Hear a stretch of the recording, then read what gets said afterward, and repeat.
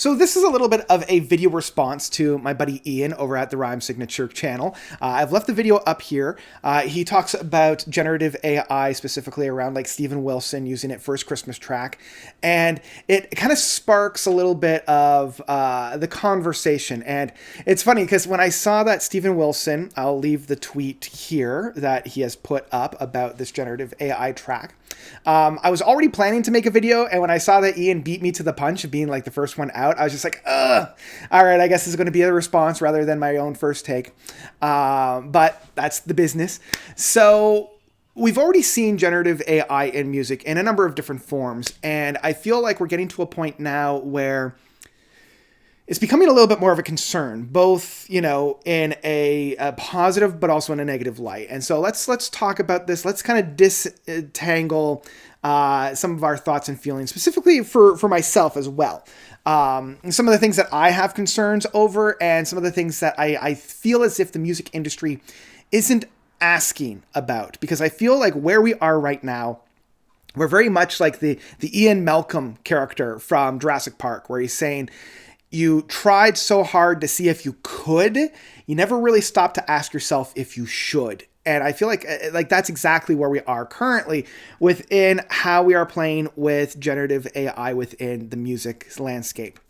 To set the stage, for those of you that are not initiative, like I'm pretty sure you guys know what generative AI is, but for those that don't, generative AI is a fairly complex algorithm that tech industries, tech companies, or, just random people in their own bedrooms with very, very powerful computers have created to allow a prompt to be inputted. The prompt then scours the internet based on those prompts to then deliver an output of something new. I use quotations on new because it's not really new. It's just basically synthesizing and congealing the information that's already out there into a newer package. So it's essentially what computers have been doing from the very beginning. It's just the algorithms now are so advanced and so powerful that it's blurring the lines between predictive and almost completely new. This is, you would have the calculator and you put 2 times 5 equals, and then algorithm would play its part and jump back out with 10. But instead, the source material that it has to draw from is no longer contained within its software parameters. It's no longer just based on whatever it had pre-programmed in there. Now it can scatter anything, as long as it's hooked up to the internet or there's parameters in place. So that's a very, very simplified explanation of where we are with generative AI. And this could either be through lyrics, pictures, movies, music, whatever. You put in, and this is what Steven Wilson did, and this is kind of the bulk of our conversation, make Christmas lyrics in the style of Steven Wilson, don't mention Christmas, make it feel cold and lonely. Title equals December skies, lyrics are artificial intelligence with Chat GPT, there we go, and then the music by Steven Wilson. And then so Chat GPT takes those prompts of Christmas song lyrics in the style of Steven Wilson, don't mention Christmas, and make it feel lonely and cold, and pumped out the lyrics that Steven Wilson then wrote music around. So that is the context and kind of the baseline for the discussion that we're having today. Let's take this a little bit further, okay? So we put this out last year, and it didn't really have too much of a fanfare. It's got 200,000 views and only 9,000 thumbs up. So you can already kind of tell that the customer base for this, us as the consumers, aren't really interested in this generative AI songwriting ship.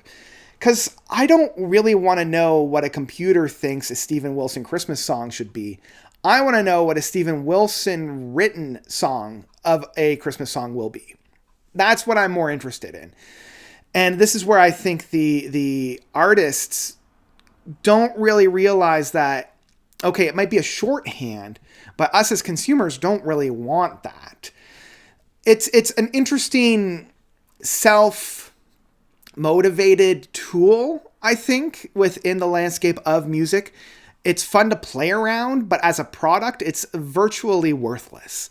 It's the same thing as if I were to go in and say, write a Steven Wilson song and see what it pumps out. I'm not going to try to sell it because nobody cares. It's an interesting kind of one-off for myself that doesn't really hold any consumable merit. So that, I think, is kind of a little bit of a baseline here, where us as a consumer base aren't really that interested in it.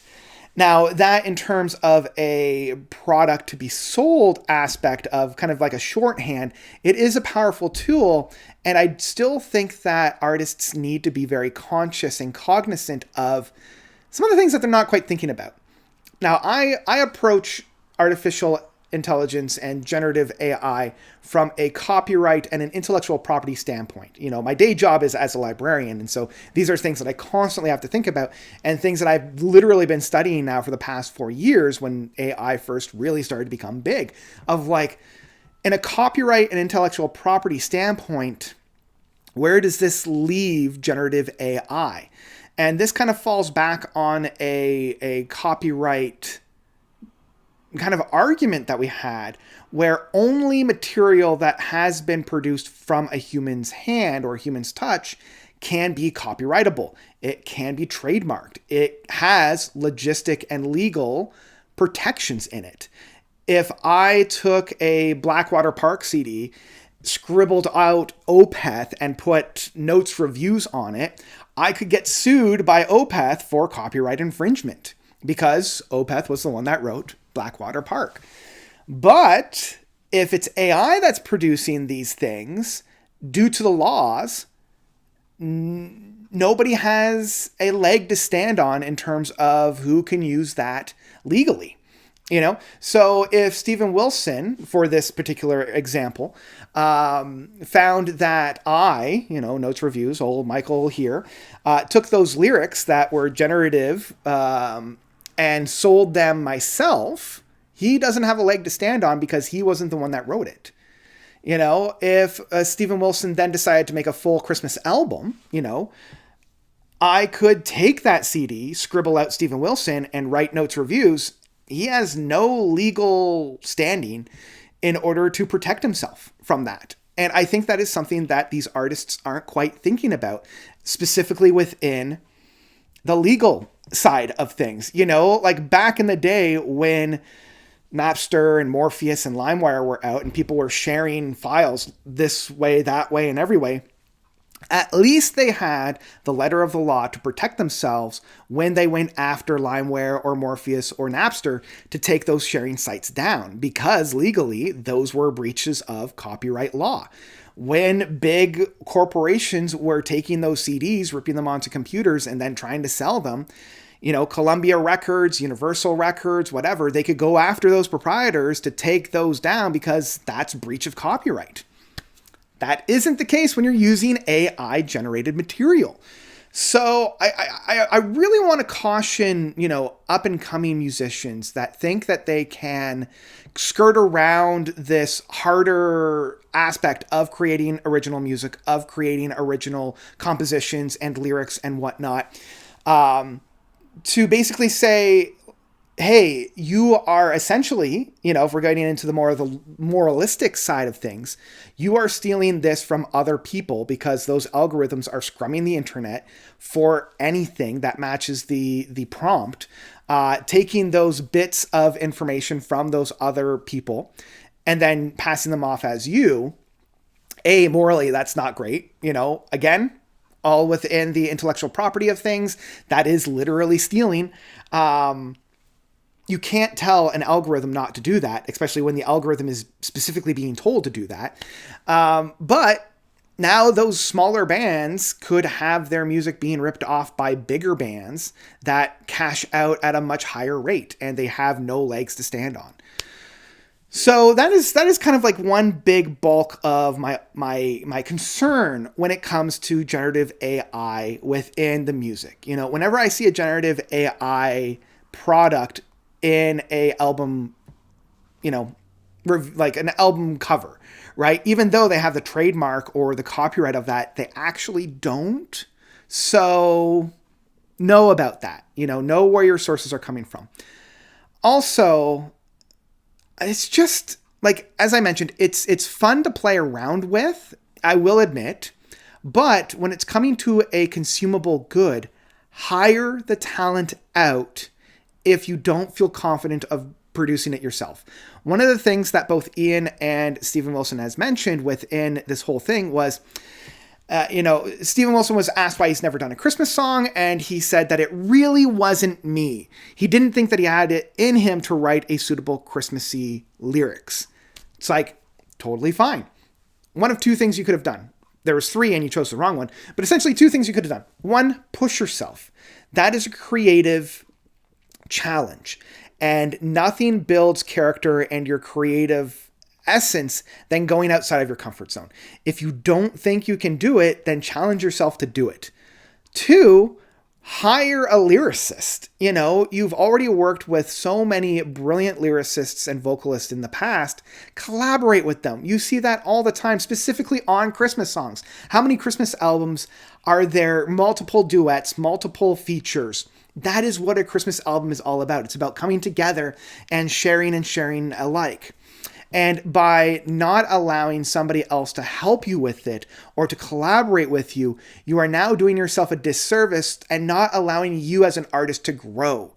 You are using this crutch on a limp you don't actually have. So that's my other big concern, is that a lot of these artists are preventing themselves of growing as an artist. These are tools to be used in certain cases. And I have seen the argument of using these tools in more of the production side of things, within the mixing and the mastering side of, the musical landscape. But I also want to caution that professional mixers and masterers are there. Hire them.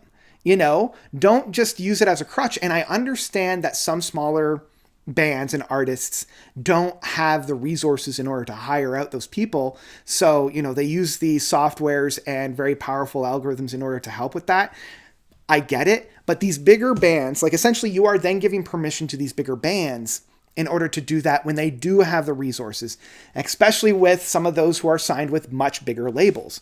And once again, essentially what you are doing at that point is you're giving the musical industry permission to cut out other employees that they would hire.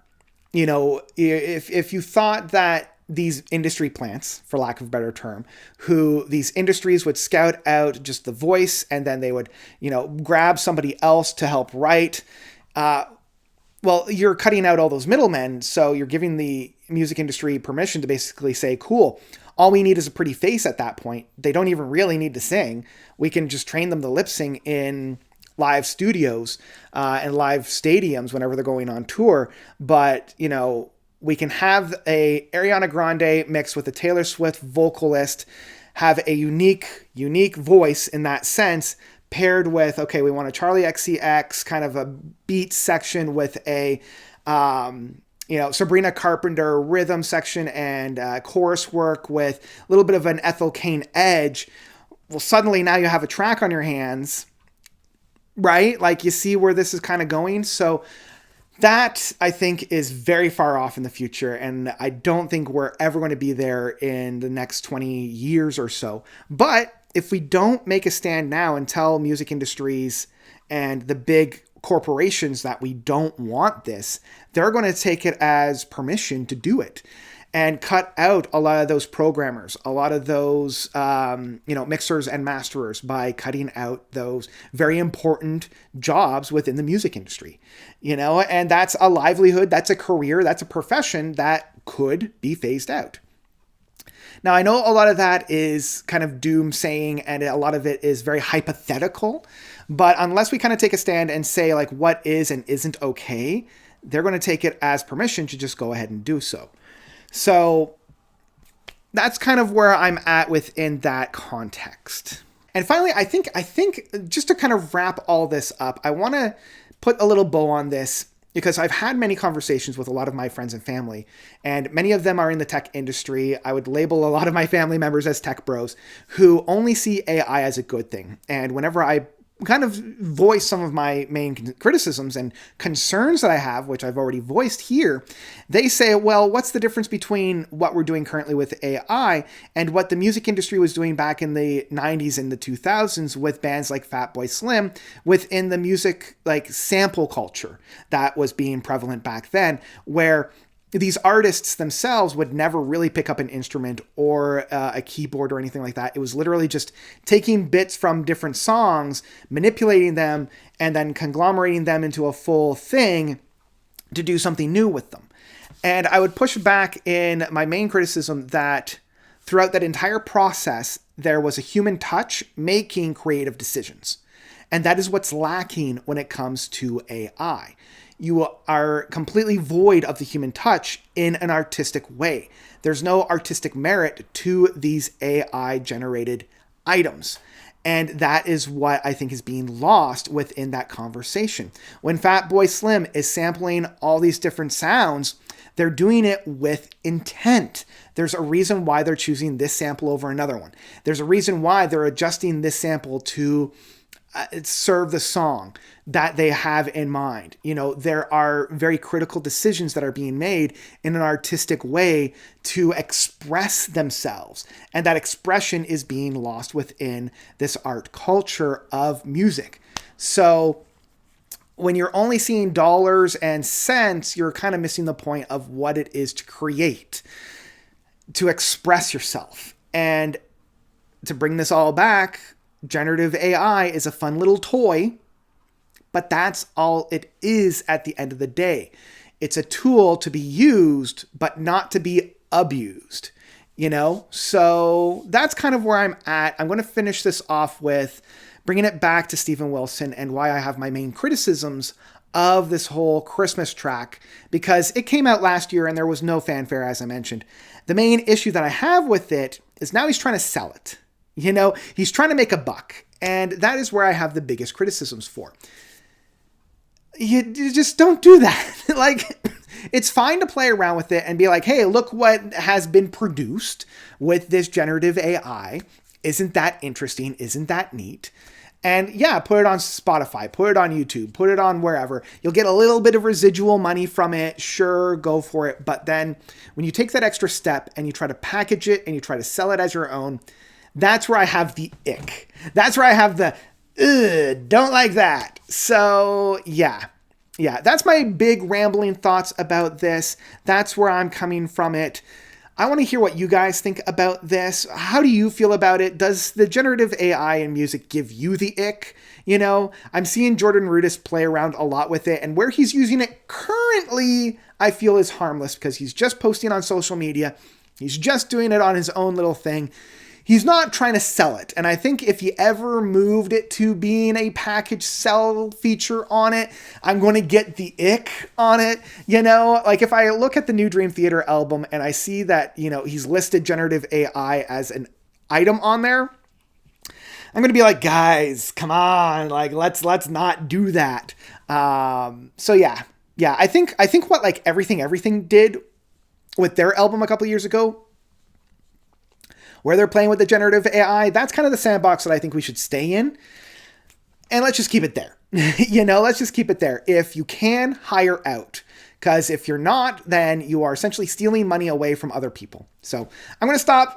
I'm going to stop because once I get going, I can't stop. But again, I want to know what you guys think about this. Does it give you the ick? Do you only see this as a good thing? Do you only see this as a bad thing? Are you completely indifferent of it and you don't care at all? That's perfectly fine. Let me know about that by commenting down below. Let's continue this conversation. And that's where I'm going to leave you for today. So thank you all so much for watching. As always, you guys are definitely the best. And until next time, notes out.